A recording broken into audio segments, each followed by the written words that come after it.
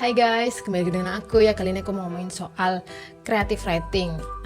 Apa sih creative writing itu gitu? Kalau aku sih mengartikan bahwa creative writing adalah sebuah buah karya tulisan yang ada di internet, yang biasanya nih gitu kan tujuannya itu untuk digital marketing ya gitu. Tapi untuk zaman sekarang sebenarnya creative writing bisa untuk apapun sih, dari mulai personal branding atau jualan apapun gitu. Pekerjaan ini sifatnya sangat fleksibel ya, bisa dilakukan dimanapun. Lalu gimana sih cara memulai karir sebagai seorang creative writer sedangkan kita tidak punya pengalaman sama sekali alias nol pengalaman? Mungkin beberapa hal ini bisa kalian coba.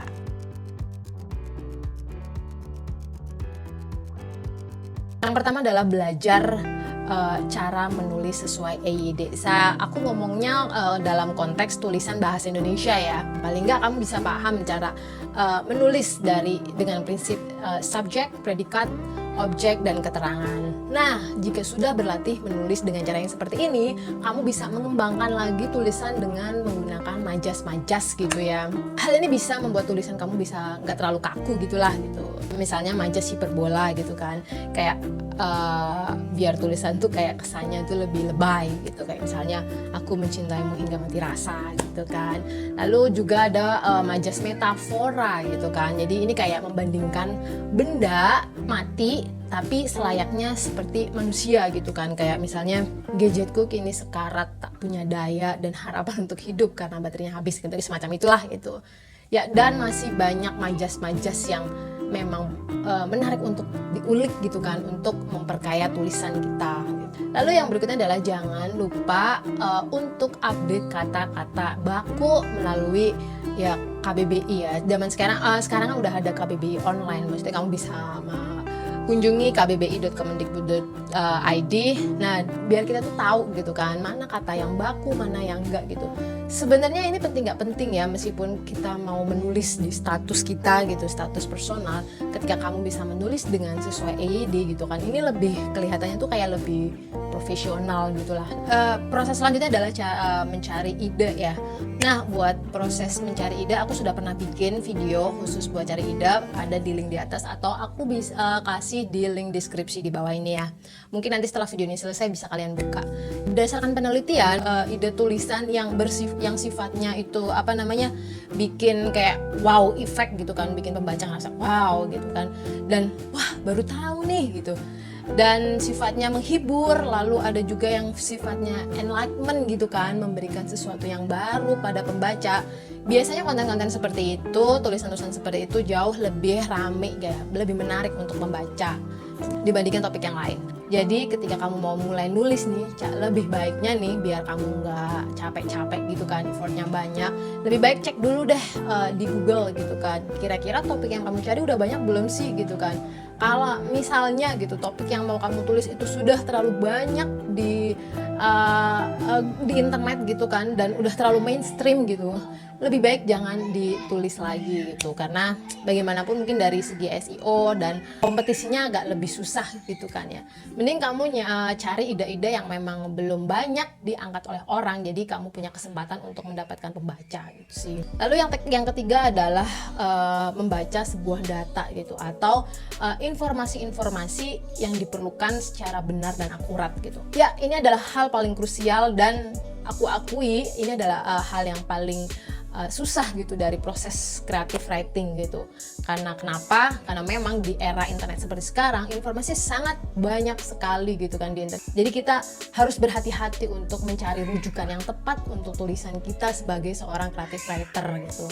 Untuk tahap-tahapannya sebenarnya prosesnya lumayan kompleks ya, soal membedakan data yang benar dan enggak di internet gitu.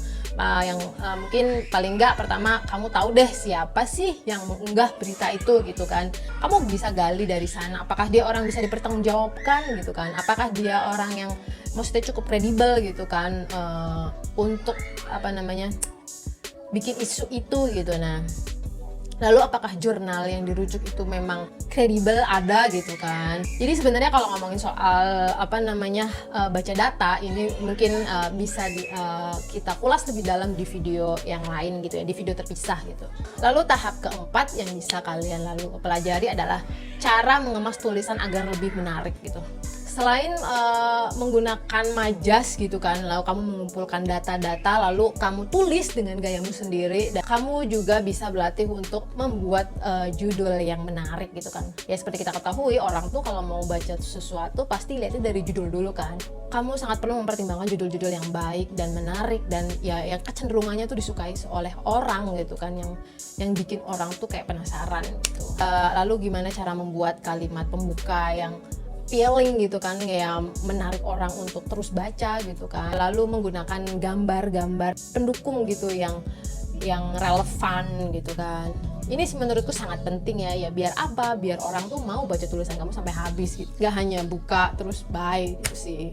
Lalu yang berikutnya adalah kenali nih, kamu mau nulis di mana gitu kan. Sebenarnya kamu bisa mulai menulis dari platform media sosial. Lalu kamu pelajari nih, gimana sih cara main mereka gitu. Ya misalnya kamu mau nulis di Instagram ya. Sebenarnya Instagram kan platform untuk foto ya. Kalau sekarang sih udah mulai video reels ya. Nah jadi ketika nulis di Instagram, kecenderungannya biasanya kita nulis dengan cara yang lebih singkat gitu kan. Singkat, padat, dan jelas. Jadi kayak dibikin carousel gitu kan. Atau kayak video bergambar gitulah, lebih to the point gitu. Kamu mau nulis di Twitter, itu jauh lebih pendek lagi kan, bikin thread gitu loh. Dan sifatnya kayak lebih sistematis sebenarnya kalau misalnya di Twitter gitu. Lalu ada lagi TikTok gitu, misalnya kamu nulis di TikTok, ya di sana kan video ya. Jadi kamu mau nggak mau ya bikin sebuah tulisan, lalu harus di yang menarik gitu kan, yang singkat, padat, dan jelas, lalu dikemas dalam sebuah video gitu kan. Nah waktunya kan nggak bisa lama gitu.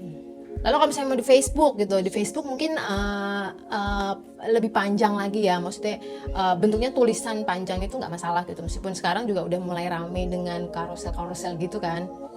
Ya jadi setiap platform itu mempunyai ciri khas masing-masing ya, maksudnya kayak durasinya berapa, terus bahkan tipe judul yang attract people itu sangat berbeda gitu kan. Jadi kamu bisa juga nih coba pelajari setiap platform gitu. Di YouTube banyak banget kok orang kayak misalnya jadi content creator di platform apa gitu, udah banyak yang mengulas itu. Lalu yang keenam adalah sometimes kamu butuh nulis di UGC gitu, kayak misalnya Idean Times gitu. Kenapa? Sebenarnya nih ya, untuk lebih baiknya kamu butuh seorang editor. Kenapa? Dengan adanya editor, ada orang lain gitu kan yang bisa mengedit tulisanmu gitu.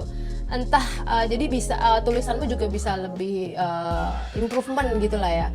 Improvement. Jadi bisa bisa lebih baik lah gitu. Misalnya kayak mungkin kamu bisa coba nulis di Idean Times, misalnya kan editornya banyak ya mungkin kamu bisa mendapatkan masukan-masukan yang bisa membuat kamu lebih baik gitu kan. Kayak soalnya kan di sana kan dikurasi ya, jadi nggak tulisan kita itu nggak otomatis langsung terbit gitu kan, harus dikurasi dan diseleksi dulu oleh para editor gitu kan. Ya disinilah kamu bisa mengembangkan diri gitu kan, atau mengembangkan kualitas tulisanmu gitu. Jadi atau enggak kamu juga bisa minta tolong sama temanmu gitu kan untuk mengedit tulisanmu gitu. Ya itu aja video kali ini, semoga membantu teman-teman yang pengen belajar menjadi creative writer. Meskipun belum ada pengalaman, semoga membantu dan kamu berhasil. Selamat berkarya. Dah, sampai jumpa di video selanjutnya. Jangan lupa klik like dan subscribe video ini ya. Dah.